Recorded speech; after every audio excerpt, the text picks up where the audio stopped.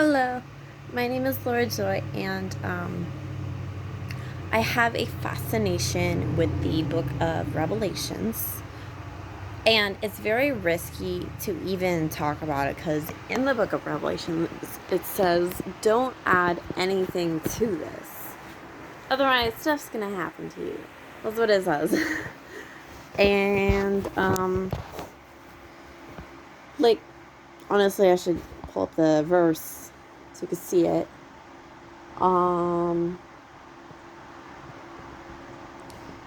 But there is this story in the Bible. It's after addressing the different types of churches that existed back when that book was written. The Church of Laodicea, Ephesus. I think that there were 7 churches. I'm only remembering 2. But I think it might be after, he talks about, the horses and the riders, and then, but eventually, he starts, talking about this one part, this one story of, so context, it was written by one of the disciples who was put onto an island because he was imprisoned, and they imprisoned him and they put him isolated on an island, and he started having dreams, honestly, probably due to this hallucination kind of effect. But it's my firm belief that even if somebody is nutritionally deprived and hallucinating, it's not stupid, the things they think about, because like, it's not invalid, because everything in somebody's life happens for a reason. It's not like getting to the point of death makes you not trustworthy in anything. Does that make sense? So it's talking about the woman clothed in the sun with a crown of 13 stars around her head. And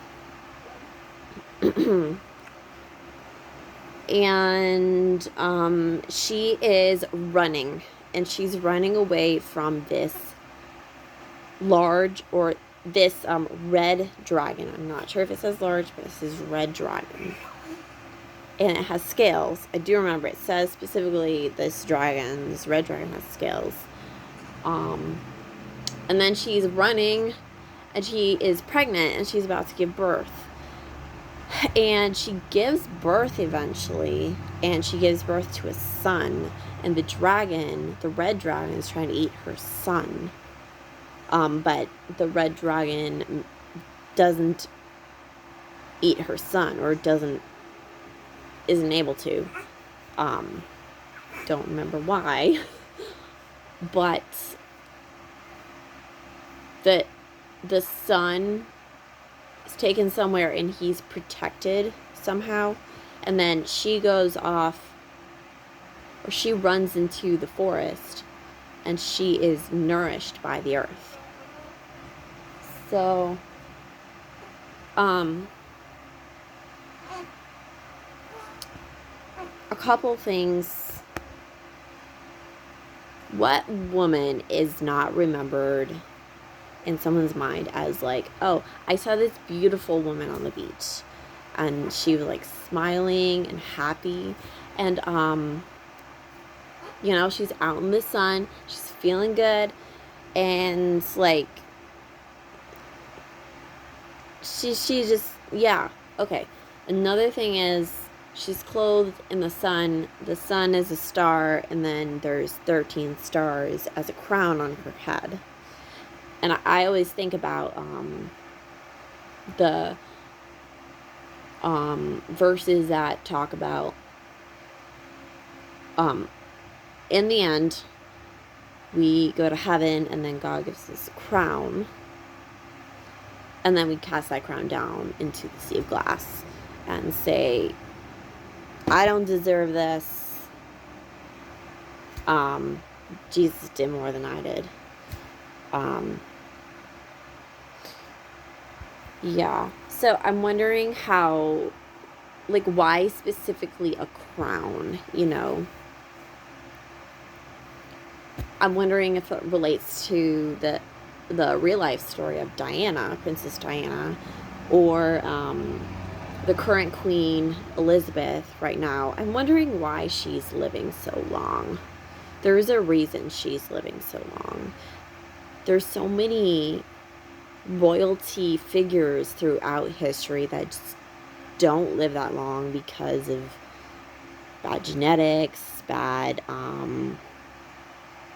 decisions, power struggles, lots of different things that really you can't decide those. Those are decided by circumstance, and I think it's God deciding the circumstance.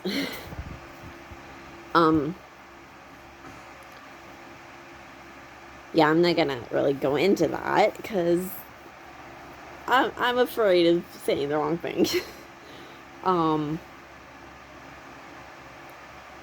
That would be for a different time. But this woman, she's pregnant, for one. I just had a baby daughter, and it's a little different than having a son. Like, I'm pretty sure it's very different because boys are very feisty, and all children are born with a certain mindset that is very, very hard to understand sometimes.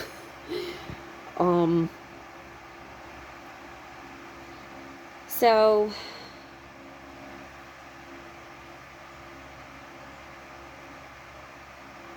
I'm wondering why the Bible mentions the dragon as specifically a dragon, and then having scales, and why the color, why is it red?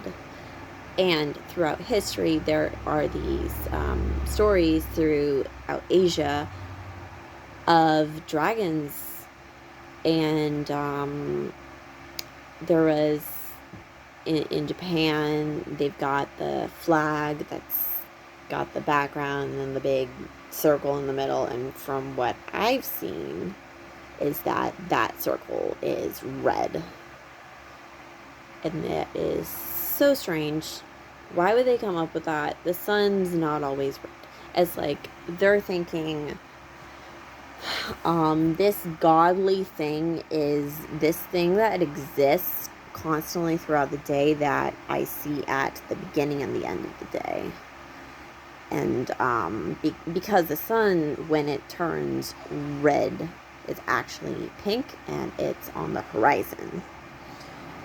And that it only is that color on the horizon because of the angle.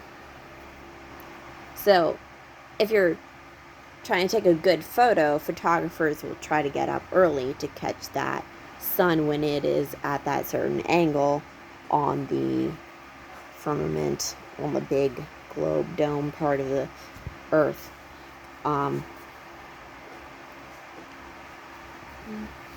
So, like, I also wonder why it's mentioned that she's clothed in the sun. There's another verse that talks about you don't know that you're deaf, dumb, blind, and naked. And it's after Jesus says, like, the way you treat the least of these is the way you're treating me. So even if it's a kid, then it's like, that's the way we're treating God. And it specifically says deaf, dumb, blind, and naked. And being naked is when, we make love to each other. We just can't have barriers between you and me, Um, there can't be barriers between each person who is loving the other. But there's that big issue where why are people confused as to like their identity and what is a gender and what is love, like how do you even make love, like what defines good love, and why are there no-go zones with love? Why is that a thing? Like, why can't we just do whatever we want? Like, well, have you ever walked out on the street next to the traffic? Yeah, traffic has no mercy. People, yeah, it is the law to stop for pedestrians, but I'm sorry, but everyone has a killer instinct in this society. And people are mad, and they just want to go, and they're like, oh, I can prove my case because I could say that they were being stupid and I couldn't stop, and half the time they can't.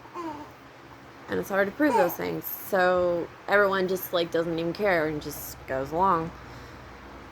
I don't actually know everything that goes on in someone else's mind, obviously, but still, there are certain circumstances, like especially when I'm also driving, is somebody will, they had the opportunity to do the right thing and they didn't. A very big time scale, and they just sped up, It's stupid. I get mad about it. Honestly, I understand why people get road rage now. But going back to the woman clothed in the sun, for me, as someone's daughter, as someone who, so I just don't access my memories through real life people. A lot of the times it's like a character I make up because it's because one, I haven't seen them for so long, I can't remember them, so I have to make up something that makes sense to me about it, that it's like, oh, I remember this phrase, this is an important lesson I want to remember, so I'm going to make something that I can remember so I can easily access that, because I'll need to use it later,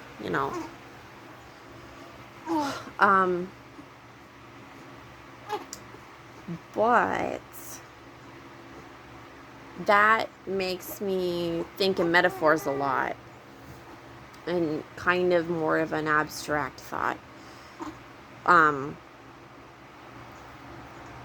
I don't know where these studies are coming from that are saying like a person's brain just like starts acting this way at a certain age, because honestly, I think somebody thinking an abstract thought is due to forgetting something and having to remember, and they can't remember, so they have to make up something, they have to create something to remember it, because it's important to remember it. Like, we rely so much on direction, and I think the thing that messes people up more is not having a good confidence in their ability to navigate somewhere, which is why isolation and being forced to stay in a confined space is not a good idea for a child. It's not. It's abuse. So I'm wondering why the dragon is trying to eat this sun. and why it has to do with Japan.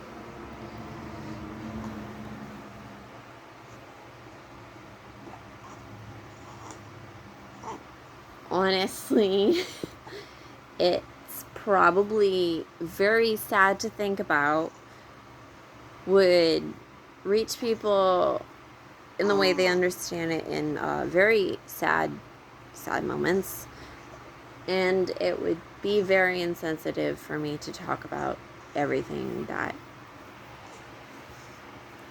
it could refer to.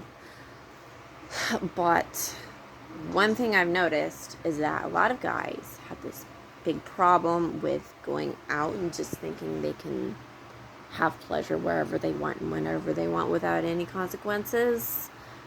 And that in the end ends up eating them. It ends up eating them, and it is the devil commissioning that and spreading that, but we still have to take responsibility for our part in deciding our own actions. And the thing that is consuming these guys is like